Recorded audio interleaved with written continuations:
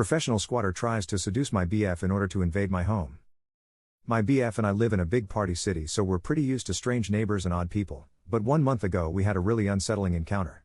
We just got the full context today. We live in a subunit of a large house. Our landlord and one other person live in the other units of the house. We noticed that our landlord had brought a few different dates over to the house. We didn't mind, and we weren't surprised when a girl was walking around the property. Last month, we went to sleep at about midnight and woke up 30 minutes later to knocks at the door. I told my BF not to open it, but he said it was the girl we saw earlier. I still felt very uneasy about the situation. So I put my clothes on, grabbed my keys, and picked up our dog in case I had to run out the back door. I then go stand in the hallway next to the front door so I can hear the conversation, but she can't see me. She sounds very drunk, and she tells my BF that she is my landlord's fiancée.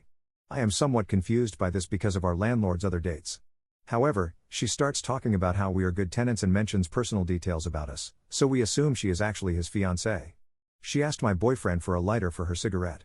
We expect this to be the end of the interaction, but she then tells my BF that our landlord is at a hotel cheating on her right now. My BF responds with, "Oh wow." She then started flirting with my BF. She invited him to come swim in our landlord's pool with her and he declined. I'm starting to get less scared and more annoyed at her. She is rambling about a bunch of different topics and basically holding my BF hostage. Finally, she gets to our neighbors. She starts going on a racist rant about them, using slurs I have literally never heard in real life because they are that bad. At this point, I'm pretty sick of this woman, so I step into the doorframe and tell her that we have to wake up early. She was clearly shocked by me showing up. This is when her face changes. She glares at me. Suddenly, we aren't good tenants anymore. She calls us white trash for not taking our garbage bins out in time for trash day. She screams that she is going to get us evicted if we don't get on her good side. At this point, we close the door in her face. We had a really long discussion about whether or not we should complain to our landlord about her. We assumed that he actually was dating this girl and that she just happened to be crazy. She probably caught him cheating and was trying to sleep with my BF for revenge, but realized that wasn't going to happen. Eventually, we decided to text him. He apologized for the situation but was very vague. He does mention that she is not his fiancée and that he will remove her. We assume this is the end of it. For the last month, she's been blasting music, banging on the walls, taking things out of the shed, and coming into our section of the backyard in the middle of the night. I was absolutely terrified the first week and couldn't sleep at all. I would stay up all night listening to sounds and staring at our back window to see if she was in our yard. Eventually, I got used to it. Our landlord had basically vanished. We haven't seen him for the entire month. Until today. Today my BF is walking our dog when he sees our landlord back on his porch.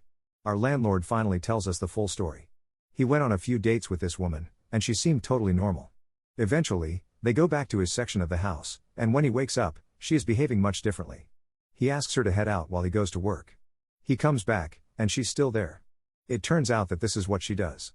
She goes home with men and invades their home until they get her lawfully evicted. My landlord went to a different property for a month while he worked on his case to get her evicted.